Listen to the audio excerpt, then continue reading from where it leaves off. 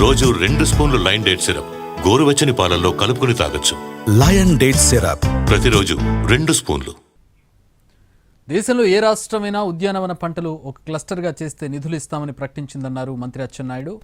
గత ప్రభుత్వ హయాంలో ప్రారంభించిన పనులు మొత్తం ఎక్కడ వేసిన గొంగడి ఎక్కడన్నట్లుగానే ఉందన్నారు. మంత్రి వ్యాఖ్యలకు బొత్స కౌంటర్ ఇచ్చారు. వ్యవసాయం శుద్ధదండగని ఎవరు చెప్పారో అందరికీ తెలుసన్నారు. సభలో అడిగిన ప్రశ్నలకు సమాధానం చెప్పకుండా విమర్శలు చేయడం సరికాదని కౌంటర్ ఇచ్చారు.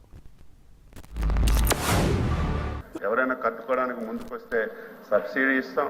పులివెందుల్లో మరి 70% పూర్తయి 30% పెండింగ్ ఉందన్నారు. ఇమీడియట్గా మా ప్రయారిటీ అదే అధ్యక్ష. ఏవైతే గత ప్రభుత్వంలో ఉన్నాయో, ఏవైతే ప్రారంభించారో అన్నీ ఎక్కడేసిన గొంగలు అక్కడలాగా ఉన్నాయి. అందులో ప్రయారిటీ తీసుకున్నాం.